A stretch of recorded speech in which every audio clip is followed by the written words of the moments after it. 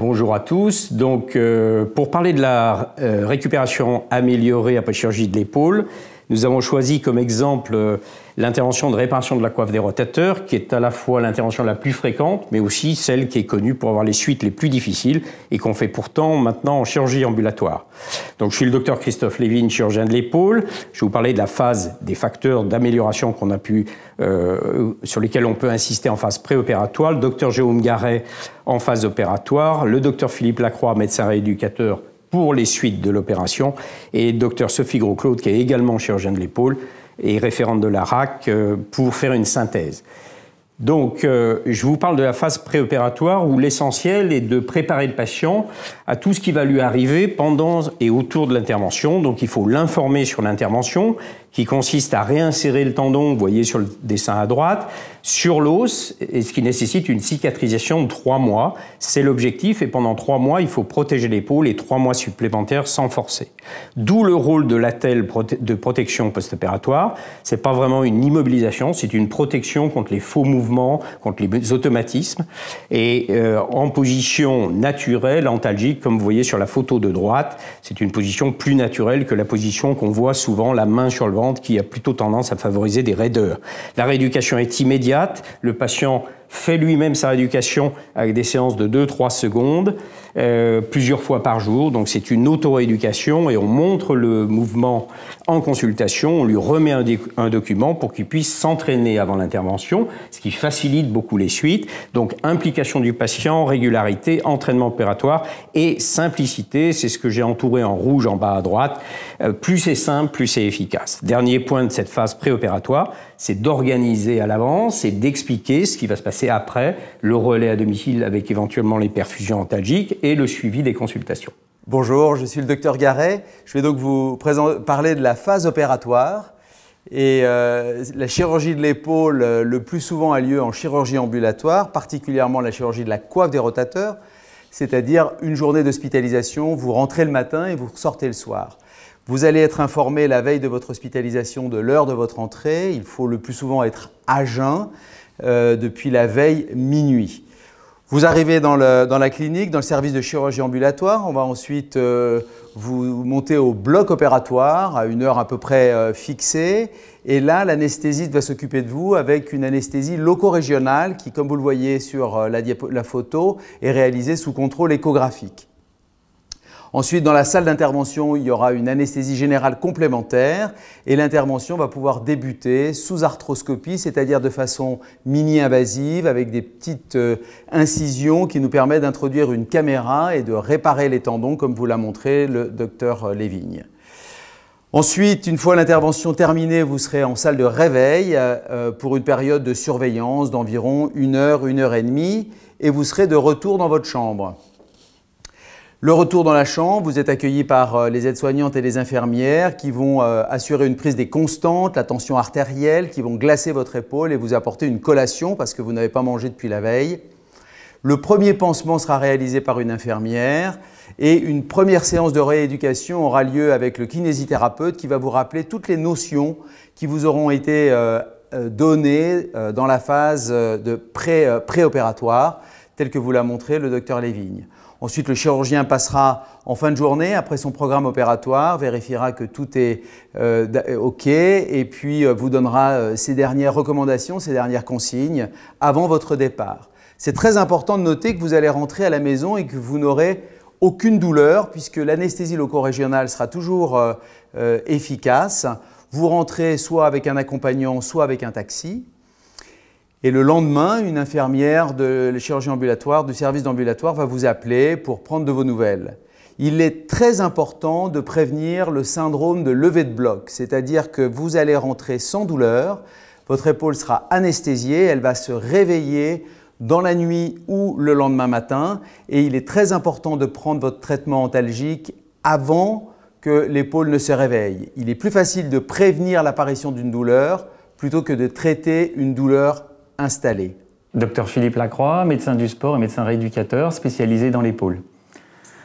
L'objectif principal de la prise en charge multidisciplinaire est de mettre le patient au centre d'une équipe spécialisée, complémentaire et interactive pour récupérer la fonction de l'épaule. La partie post-opératoire est extrêmement importante pour la qualité de la récupération future. Prévention, prudence et patience, c'est la règle des 3 P. En effet, physiologiquement, le tendon met 3 mois à cicatriser. Et les 2 objectifs pendant cette première phase vont être de laisser cicatriser les tendons et de récupérer les amplitudes articulaires. Pour récupérer ces amplitudes, le patient réalisera un travail initial en automobilisation main jointe, matin, midi et soir, samedi, dimanche et jour férié. En d'autres termes, à faire souvent, mais pas longtemps.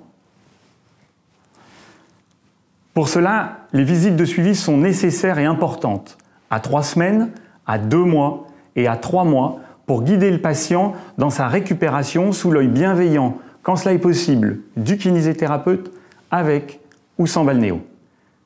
Il faudra aussi protéger l'épaule, car le port de l'attelle n'est pas une contrainte. C'est une aide.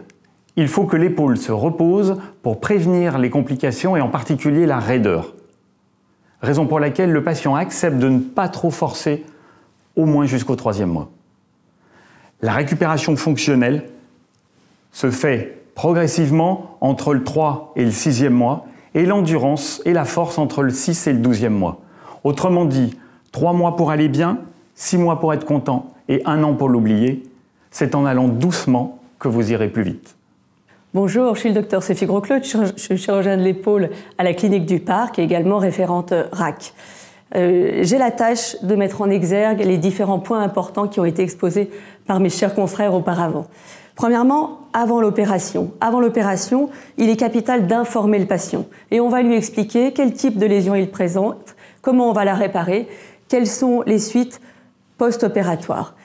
Effectivement, une intervention comme celle-ci, on a le temps de la préparer à l'avance. Il faut savoir qu'est-ce qui va se passer, quelles vont être les consignes qu'il va falloir respecter et organiser son temps pour après l'opération. Il ne s'agit pas de faire un déménagement le lendemain de l'intervention, évidemment. Donc l'information est capitale. La préparation du patient également, et notamment la préparation de l'épaule. Christophe Lévigne nous a bien montré qu'il était très important d'avoir une épaule souple. Souple, ça veut simplement dire qu'il va jusque là-bas et qu'il va jusque là-bas, qu'il bouge pareil des 2 côtés. Donc cette épaule va être préparée avant l'opération et on va d'ores et déjà expliquer au patient, il faut qu'il apprenne à mobiliser, automobiliser son épaule, car ces exercices devront être répétés après l'opération. Il est très important que le patient soit impliqué dans son opération. C'est l'acteur principal.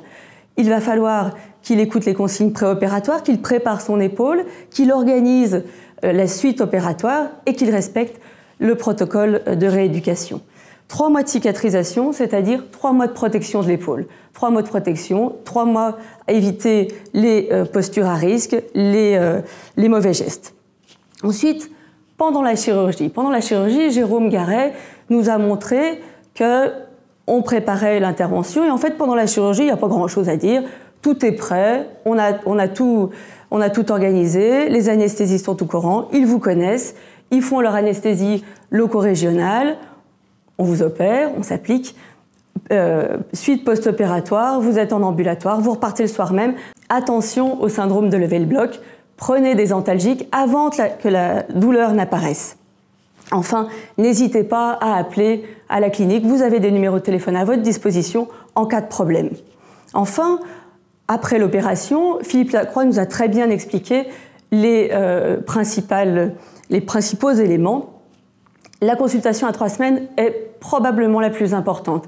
Elle permet de vérifier que les amplitudes sont au moins en cours de récupération. Elle permet de vérifier que le patient sait bien faire ses mouvements. Et enfin, on adapte le traitement antalgique.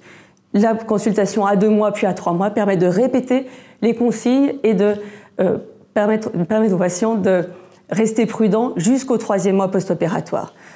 En résumé, il faut perdre du temps au début pour finalement en gagner à la fin. Je vous remercie de votre attention. Ces différents éléments ont été mûrement réfléchis et développés pour vous permettre une récupération optimale après une réparation de la coiffe des rotateurs.